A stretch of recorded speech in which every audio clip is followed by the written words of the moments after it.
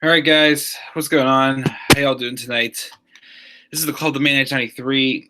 I'm coming at you live for a late live review of this week's episode of SmackDown Live from the May 28th, 2019 edition of SmackDown. It took place in Tulsa, Oklahoma.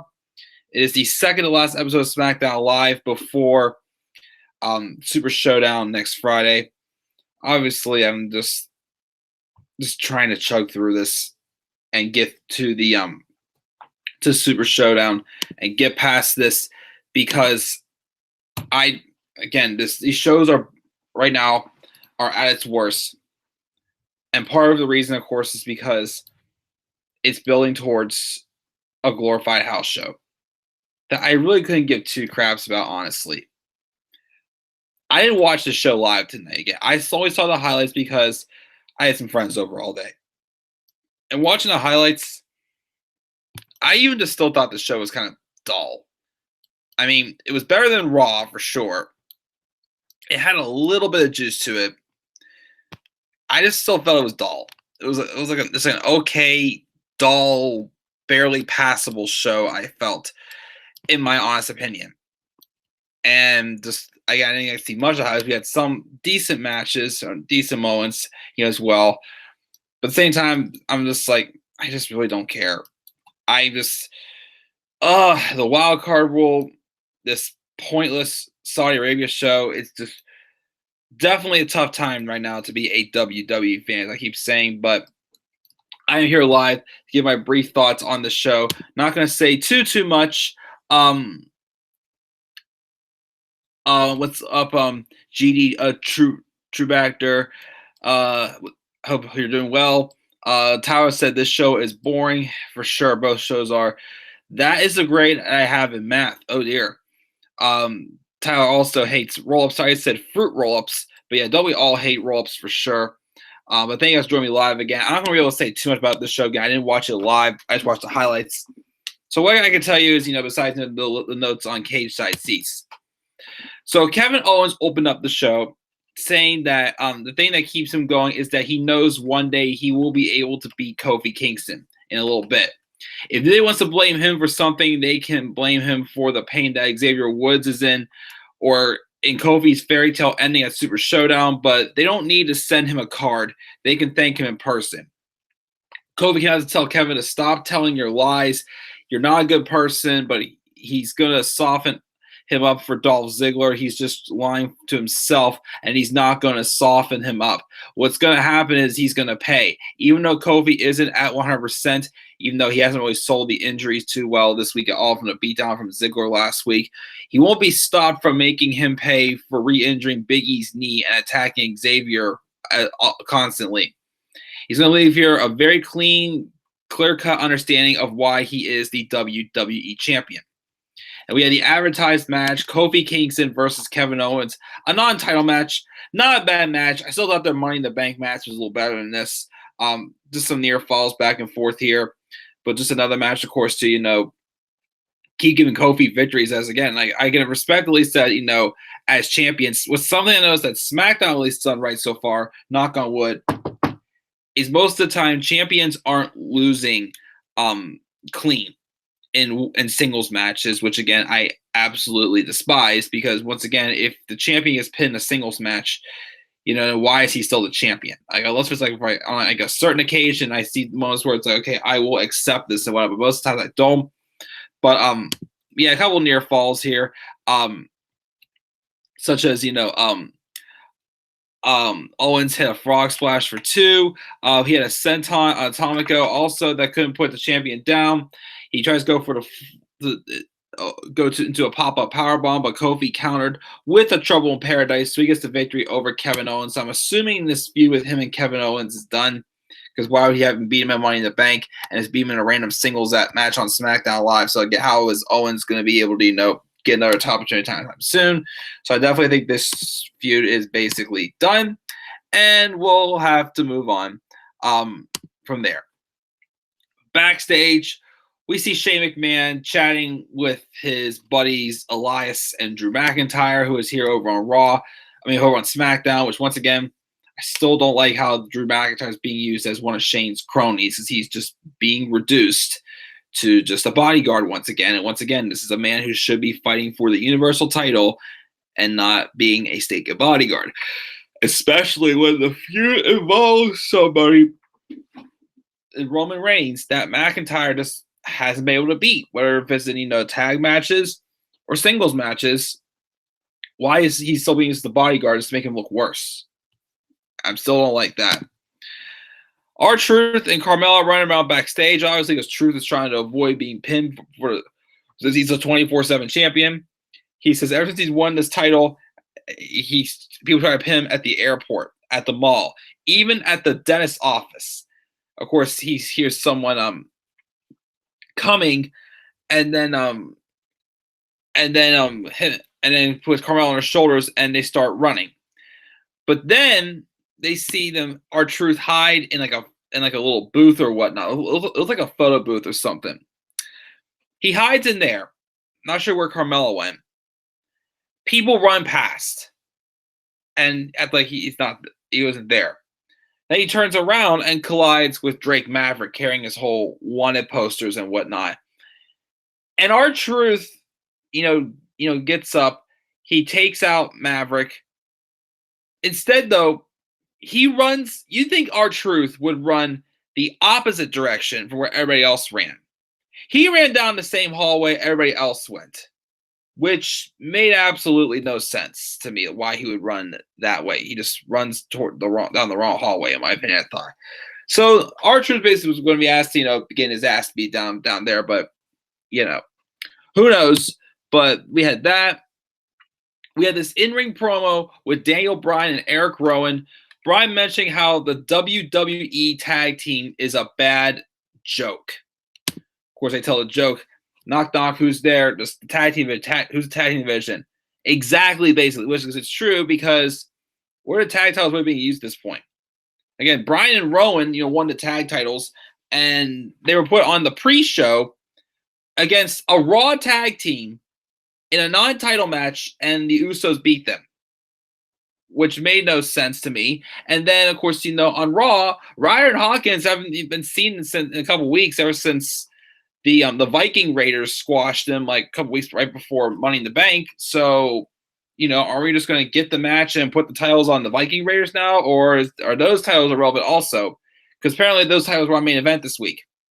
But anyway, so we mentioned how, the SmackDown tag team division is a joke. But they claim they want to be the greatest tag team of all time, but they dedicate their lives also to saving the planet. Unlike all of us who wasted their Memorial Day weekend eating the beautiful creature of this planet, hot dogs, hamburgers, all these beautiful creatures have names, but they do. They not only that, but the people of Oklahoma also are worse than anybody. Of course, heels got put down, the state. Oklahoma is a leader in fracking, a leader in deep oil well drilling, and that leads to earthquakes. So their mission statement is not only to save the tag team division, save the plan, because they are the planet's tag team champions. Outcomes heavy machinery. Of course, this was teased a few weeks ago, basically saying they want to have a match against a team that they think is great. And Bryan basically said that we accept your challenge, just not tonight. So I'm guessing this match take place at Stomping Grounds. I'm assuming, which okay. Fine me, because right now, who else is really going to fight for these tag titles? Especially on SmackDown, there's no teams left. There was teams there. Now they're all gone because they either got split up, injuries, or other circumstances. The SmackDown pretty much doesn't have a tag team division at all whatsoever, which is unfortunate. We got that. We have backstage. We have Fire and Desire Hangout Issues of Muscle Fitness, which has Mandy Rose featured on the cover, which looks hot as hell in there. A lot more hot than how she looks in red, just saying. They run into Ember Moon reading a book, and they spoil and give her a few copies of the magazine for good measure. Then Mandy Rose has a match with Carmella, and, it's typical, match where it wasn't that long, and Mandy Rose won. But backstage, of course, since Carmella was out there, R-Truth is still running away. Oh, yeah, this is when, of course, again, that saying where I got mixed up. This is when Truth hid in that little photo booth and whatnot. Um, then we have Aleister Black also have another segment, basically saying he's just waiting for someone to pick a fight with him. I still confused what they're going with Aleister Black with these promos. He's gonna be a face, or they're making him a heel now. I don't know. So Aleister Black still has nothing to do. He's just sitting on a random stool, just waiting for someone to fight him. I guess, I don't know. But out comes Shane McMahon with Drew McIntyre and Elias. And apparently it's Shane McMahon Appreciation Night. He says when his good pal McIntyre came up with the plan for this ceremony, he wasn't sure because he doesn't consider himself a hero or someone who does what he does to win a trophy or to be adored. No, what he does is he enjoys his life being out here in front of all of us, and he's just a humble man. He came back home to help run a family business, and the greatest adulation he could have is looking out at all of us in the crowd with smiles on our faces. So to make sure that happens, he gets a video package of his career, which was pointless, and Shane puts over the production crew and Kevin Dunn. Kevin, fuck dude, Dunn, screw him. Whom he then says there's no reason to boo. He says the video is meant to educate for Roman Reigns, as if watching him beat down one of his family members last night wasn't enough. He's going to beat some respect into Roman Reigns, which, again, that stuff last night was just absolute garbage. But Elias says he wrote Shane a song. He starts to sing it when R-Truth came running out being chased by Drake Maverick and a referee. And of all times for R-Truth to do this, he stops in the ring and basically he pins Drake Maverick to retain the title. He does it right in front of two bigger superstars. Well, three bigger superstars. They all take him out just for Elias to win this title. Okay. But then Drew McIntyre doesn't even bother trying to go after the title either. Again, I don't get why these bigger names like Drew McIntyre, Sami Zayn did last week, Bobby Lashley and Braun Strowman did last week. Why are all these freaking jobbers going after the title? And yeah, Elias I felt was a little bit of a step up for giving the 24/7 title too. But why are these bigger names like not even trying to touch it at all whatsoever? You know what I mean? I just still don't get that. So Elias at the time was 24/7 champion. McMahon says since R-Truth wants to inject himself in his celebration, tonight he'll make a tag team match with Elias and McIntyre and whatever's left of R-Truth and Roman Reigns. But Elias doesn't need to worry because he's suspending the 24/7 rule for the rest of the night to make sure he can focus on the tag team match. Backstage, we have Lacey Evans and Charlotte having a tea party. Running down, just talking crap about Becky Lynch and Bayley as crass, classless, and arrogant, and they focused on sending Bayley back to the kiddie pool where she belongs. We have then a match. First also, apparently Lars Sullivan is having a handicap match at the Lucha House Party in Saudi Arabia. Because you want to make them look like absolute jokes. All right, whatever. I don't care. This is stupid. So Charlotte was on commentary. We have a match with Bayley and Lacey Evans. I don't get why this match had to happen. Again, why is Lacey Evans having a match with Bayley? I don't know. But Bayley won the match. Thank goodness. At least she's winning. She's winning as champion. Unlike when she was champion back in 2017, she kept losing as champion. She had to get help to win the title from Sasha, which that's made her look like an idiot too. So Bayley wins. After the match, Charlotte snapped and attacked Lacey Evans, but I don't get why that happened at all. Backstage, we see Carmella giving R-Truth a pep talk and whatnot. We get another advertisement for Orton and Triple H. And apparently next week we're going to be getting a return of The Undertaker on Raw. Andrade Cien Almas interview backstage talking about his title match against Finn Balor, saying that he powerbombed Finn off a ladder, and if he wants a match in Saudi Arabia, he'll need to find his inner demon after stepping up to him. So again, it's going to be the demon versus Andrade.